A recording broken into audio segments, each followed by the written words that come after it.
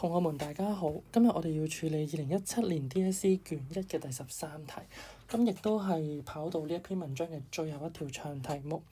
咁呢條題目就話啦，本文呢以跑道為題，體悟呢佢不局限於跑道上。根據文中跑道嘅特點，就你個人對本文嘅體會，跑道可以比喻啲乜，是説明你嘅睇法。咁呢條題目就係典型嘅比喻題啦，即係佢表面上問緊你自己諗法，實際上其實佢都係問緊你比喻嘅。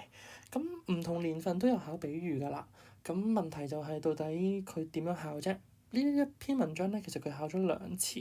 第一次咧就係問你嗰個調和啊，交響樂嗰一條，即係就係問你跑道上嘅節奏係被做咩啦？咁就係交響樂啦。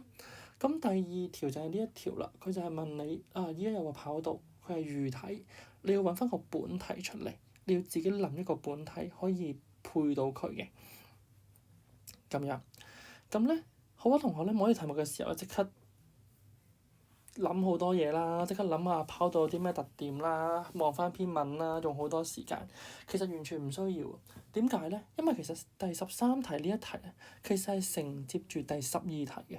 第12題其實佢已經講咗俾你聽跑道嘅特點係啲乜。如果你揾到答案係1同3咧，其實你至少有3個嘅跑道特點可以幫你作答㗎。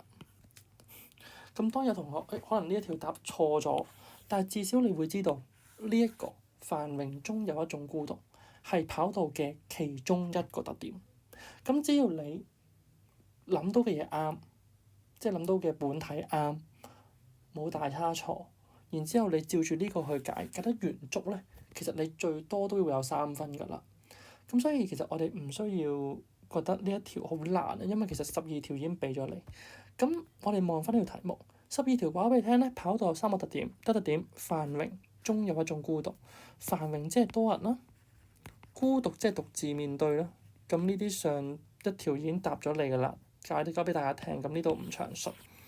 第二個就係冇固定嘅起點同埋終點啦，個線度唔會局限你嘅。條線雖然畫咗俾你，但係你跨線又得，你自己起個起點起個終點都得。你話今日我起點呢度，終點200米嘅又得，終點400米又得，800米又得，你自己定嘅。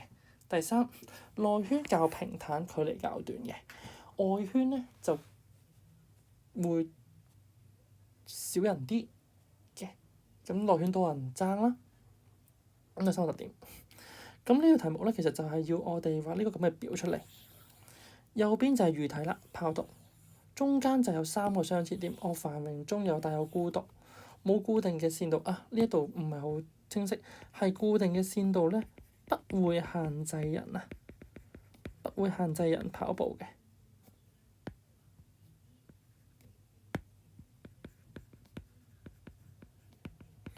咁內圈同外圈又不同啦，咁內圈就多人啦，但係平坦啲啦，距離短啦，但係多人啦，易仆親啦，易俾人淘汰啦。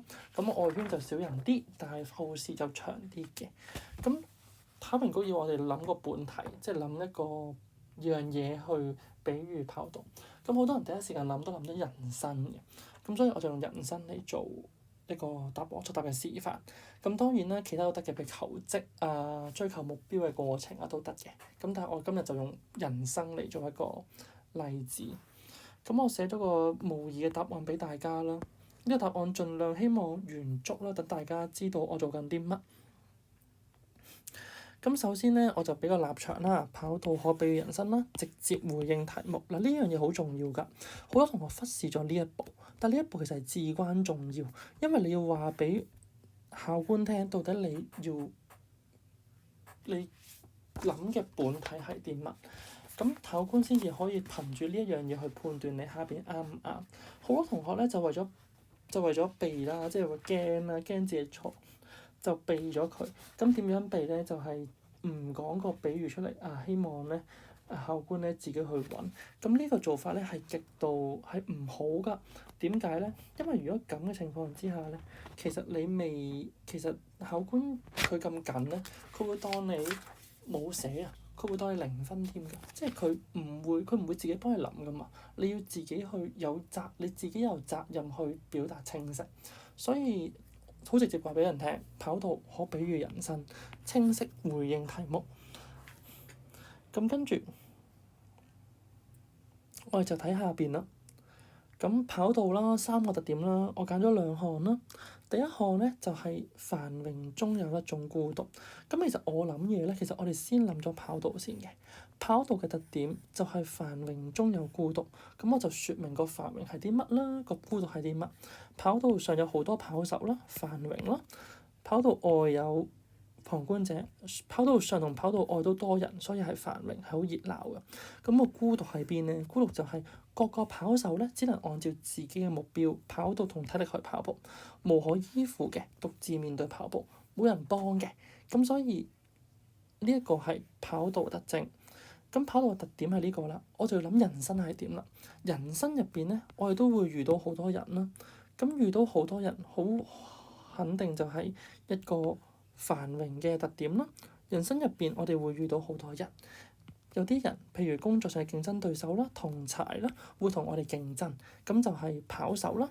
亦都有啲人會陪你一程，鼓勵扶持嘅老師、朋友、父母等，咁都係旁觀者啦，都係熱鬧嘅。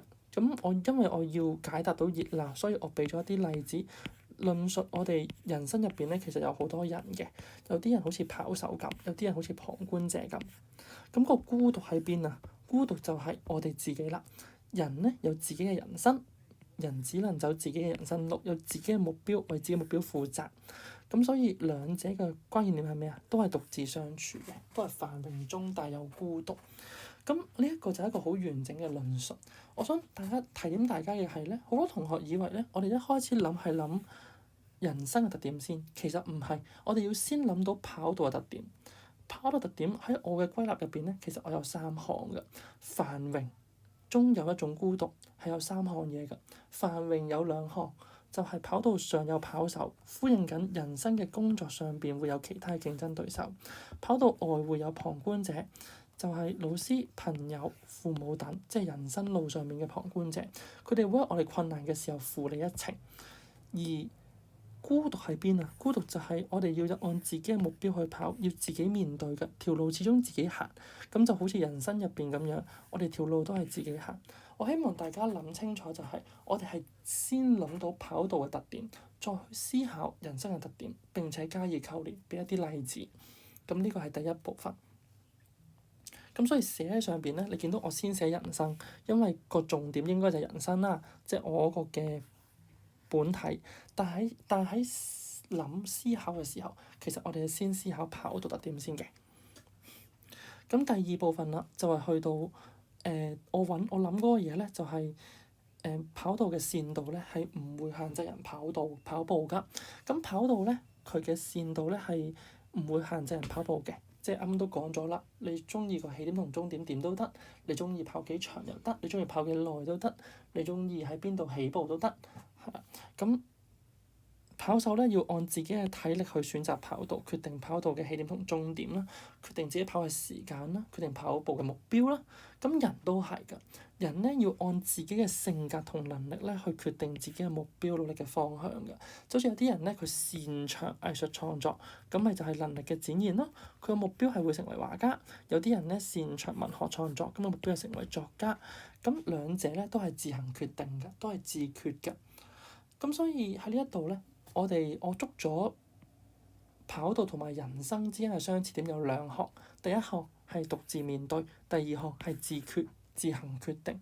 獨自面對就係其他人幫你唔到，你始終要自己行；而自行決定就係每個人嘅跑道嘅線道都唔一樣，你要自己去決定你嘅目標，根據你嘅體力，你嘅跑道就係根據你嘅體力啦，根據你嘅能力啦；而人生就係根據你嘅能力啦，根據你擅長嘅技能啦，你嘅性格啦，去決定你嘅目標，你嘅人生方向。咁希望大家通過呢條題目咧，就可以理解到，當我哋遇到比喻題嘅時候，我哋要點樣諗，同埋都要諗下到底你做嘅時候，你有冇留意到原來第12條已經話咗俾你聽跑道嘅特點。喺呢一度都再加一個少少嘅建議同大家，就係咧，考評局咧，其實佢出一份卷咧，佢係好細心去出嘅。好多時候呢啲題目咧，其實我哋叫做比較深層次嘅題目啊，係攞嚟分咧最高分嗰堆同學㗎，即係五星啊、五星星啊，最高分啲同學。咁所以呢一啲題目咧，多數咁深嘅時候咧，考評局都知道大家嘅能力都未必做到，所以佢喺前邊咧，其實佢會慢慢鋪墊嘅，佢會慢慢鋪晒啲題目，希望你可以逐步逐步根據佢嘅題目去理解。咁譬如呢條題目，其實你一望就知㗎，佢係承接住咧第11條而嚟嘅，繁榮中有一種孤獨，跑道特點。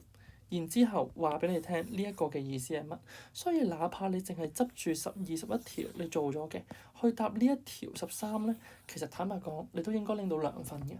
咁所以都係希望提醒大家啦，就係考評局嘅題目咧，其實由淺入深嘅，多數每一篇白話文嘅最後一條題目咧，都係比較艱深嘅。咁同學可以做前面嘅題目，然之後通過前面嘅題目，通過考評局嘅提示了解，去慢慢引導自己咧，即係佢哋慢慢引導你咧，去揾到呢一條題目嘅答案。咁希望大家可以喺呢一個答案度有所得着啦〜